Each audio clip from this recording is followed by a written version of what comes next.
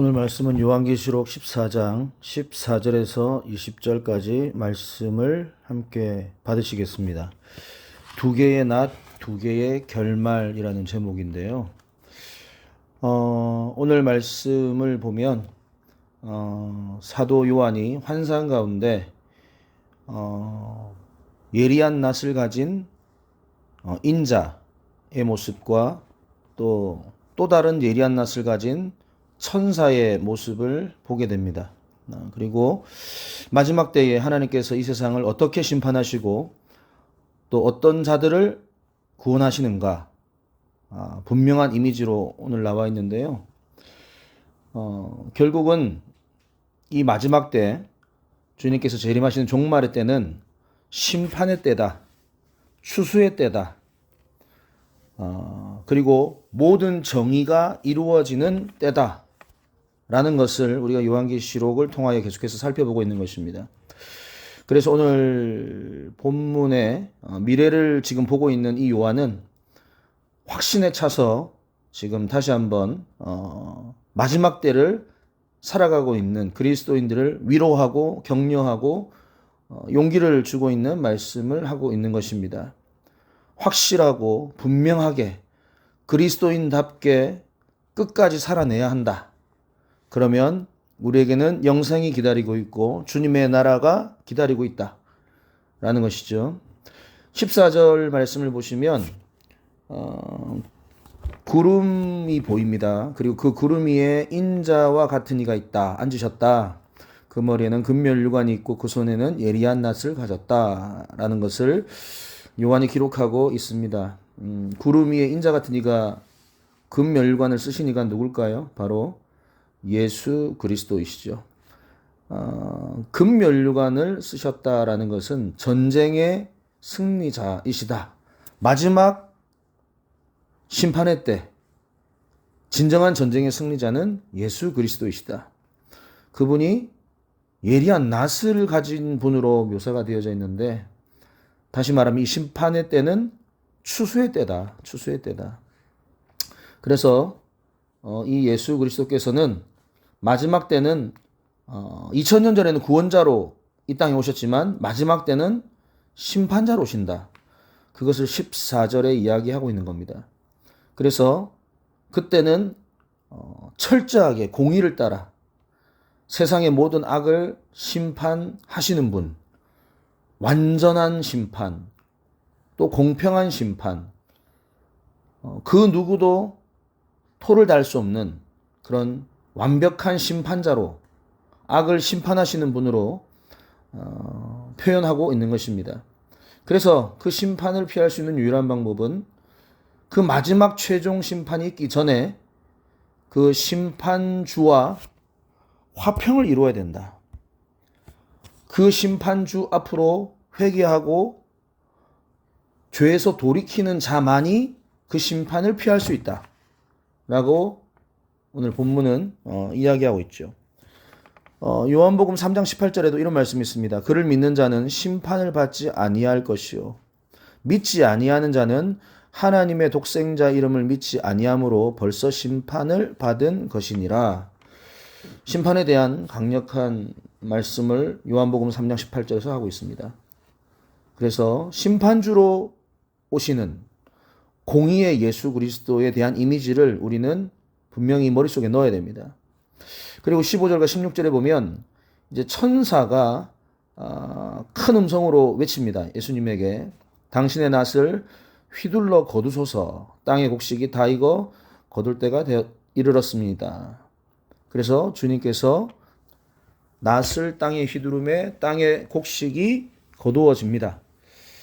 무슨 말씀이죠? 참 우리에게는 위로와 소망의 말씀입니다. 잘 익은 곡식들 누굽니까? 주님의 재림을 기다리며 끝까지 인내하는 믿음으로 온갖 고난 가운데서도 믿음을 지킨 알곡 성도들을 말하는 것이죠. 그래서 마지막 때 예수 그리스도께서는 그 알곡 성도들을 추수하셔서 영원한 하나님의 나라로 인도하신다라는 말씀이죠. 그리고 나서 17절부터 20절까지의 말씀은 참으로 두렵고 무서운 예언의 말씀입니다. 바로 또 다른 천사가 하늘의 성전에서 나오는데 그 예리한 낫을 가지고 이제 활동을 하는 겁니다. 아까는 예수님께서 구원받은 구원의 백성들을 주님 하나님의 나라로 인도했다면 이제는 천사가 이 마지막에 심판의 대행자로서 그렇게 18절에 보면 예리한 낫을 휘둘러 땅의 포도송이를 거두는 모습으로 나옵니다. 그리고 그 거둔 포도를 진노의 19절에 보면 진노의 큰 포도주 틀에 던졌다. 그랬더니 20절에 성 밖에서 그 틀이 밟히니 틀에서 피가 나서 말굴레까지 닿고 1600 스타디온에 퍼졌다라고 기록되어져 있습니다. 그러니까 지금 포도송이를 밟고 그 포도송이가 터져서 그 포도즙이 지금 온 세상 가운데 흘러 넘치고 차고 있는 모습인데요. 다시 말하면 더 이상 이 땅에 이제 지체할 수 없을 만큼 죄악이 극도로 땅에 찼다. 절정에 이르렀다. 그래서 이 포도를 추수하는 이미지는 하나님의 진노의 상징입니다. 여기 보면 포도주 틀이 나오는데요. 포도주 틀은 뭐 보신 분은 아시겠지만 돌로 만든 큰 웅덩이입니다. 거기에 이제 포도를 부어서 추수꾼들이 이 포도를 추수한 사람들 일꾼들이 올라가서 일제히 밟습니다. 그럼 포도즙이 만들어지겠죠. 그러면 그 돌로 만든 큰 웅덩이 아래로 좁은 관이 있습니다. 그 좁은 관을 통해서 더 작은 통으로 포도즙이 모이는 거죠. 그래서 이 마지막 심판의 때는 이 포도가 사람이라고 볼 수 있는 겁니다. 하나님의 진노의 틀에 밟혀서 터지고 그 피가 흘러 1600 스타디온, 이것을 킬로미터로 환산하면 한 300km, 어마어마한 거리죠. 300km까지 퍼졌다. 그런데 이 부분은 정확히 해석을 하자면 땅 끝까지 이 진노의 피가 흘러가는 이미지를 상상하시면 되겠습니다. 그래서 이 마지막 때에 특별히 요한계시록 19장을 우리가 가서 살펴볼 때 아마겟돈 전쟁에 대한 이야기가 나옵니다.